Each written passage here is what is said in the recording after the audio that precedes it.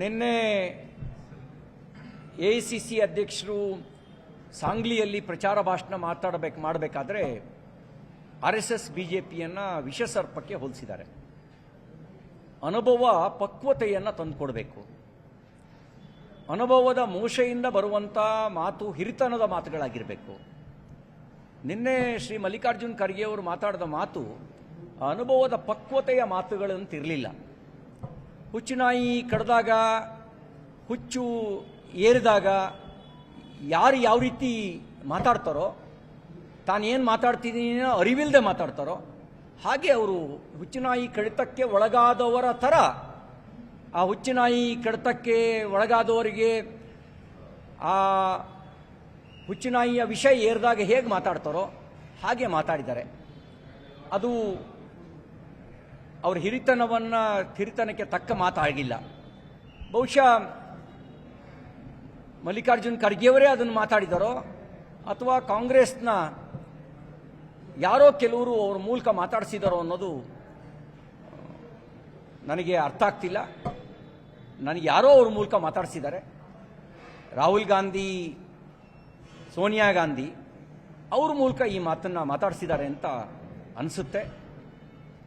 ಪ್ರಜಾಪ್ರಭುತ್ವ ವ್ಯವಸ್ಥೆಯಲ್ಲಿ ಒಂದು ರಾಜಕೀಯ ಪಕ್ಷವನ್ನು ನೀವು ವಿಷದ ಸರ್ಪಕ್ಕೆ ಹೋಲಿಸೋದು ಮತ್ತು ಅದನ್ನು ಬಡಿದು ಕೊಲ್ಲಿ ಅಂತಕ್ಕಂಥದ್ದು, ನಿಮ್ಮ ಯಾವ ಪಕ್ಷ ಪ್ರಜಾಪ್ರಭುತ್ವ ವ್ಯವಸ್ಥೆ ಮೇಲೆ ಗೌರವ ಇಟ್ಟಿರುತ್ತೆ, ಯಾವ ಪಕ್ಷ ಸಂವಿಧಾನದ ಮೇಲೆ ಗೌರವ ಇಟ್ಟಿರುತ್ತೆ, ಆ ಪಕ್ಷದ ಹಿರಿಯರು ಮಾತಾಡುವ ಮಾತು ನಿಮ್ಮ ಮಾತು ಅಲ್ಲ.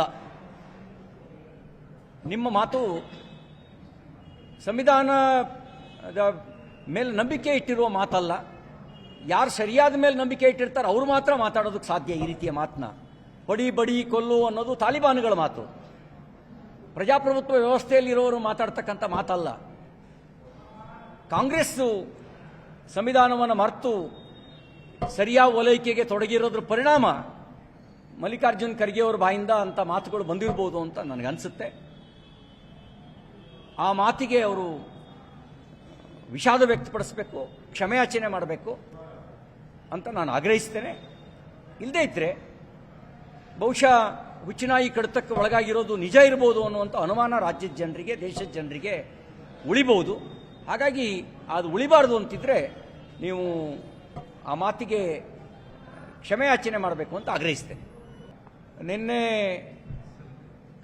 ಎಐಸಿಸಿ ಅಧ್ಯಕ್ಷರು ಸಾಂಗ್ಲಿಯಲ್ಲಿ ಪ್ರಚಾರ ಭಾಷಣ ಮಾಡಬೇಕಾದ್ರೆ ಆರ್ಎಸ್ಎಸ್ ಬಿಜೆಪಿಯನ್ನು ವಿಷಸರ್ಪಕ್ಕೆ ಹೋಲಿಸಿದ್ದಾರೆ.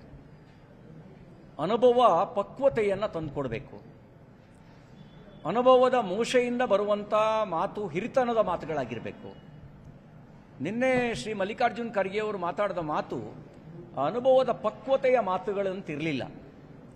ಹುಚ್ಚುನಾಯಿ ಕಡ್ದಾಗ, ಹುಚ್ಚು ಏರಿದಾಗ ಯಾರು ಯಾವ ರೀತಿ ಮಾತಾಡ್ತಾರೋ, ತಾನೇನು ಮಾತಾಡ್ತಿದ್ದೀನೋ ಅರಿವಿಲ್ಲದೆ ಮಾತಾಡ್ತಾರೋ ಹಾಗೆ ಅವರು ಹುಚ್ಚುನಾಯಿ ಕಡಿತಕ್ಕೆ ಒಳಗಾದವರ ಥರ ಆ ಹುಚ್ಚುನಾಯಿ ಕಡಿತಕ್ಕೆ ಒಳಗಾದವರಿಗೆ ಆ ಹುಚ್ಚುನಾಯಿಯ ವಿಷಯ ಏರಿದಾಗ ಹೇಗೆ ಮಾತಾಡ್ತಾರೋ ಹಾಗೆ ಮಾತಾಡಿದ್ದಾರೆ.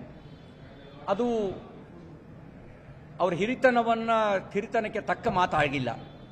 ಬಹುಶಃ ಮಲ್ಲಿಕಾರ್ಜುನ್ ಖರ್ಗೆಯವರೇ ಅದನ್ನು ಮಾತಾಡಿದಾರೋ ಅಥವಾ ಕಾಂಗ್ರೆಸ್ನ ಯಾರೋ ಕೆಲವರು ಅವ್ರ ಮೂಲಕ ಮಾತಾಡಿಸಿದಾರೋ ಅನ್ನೋದು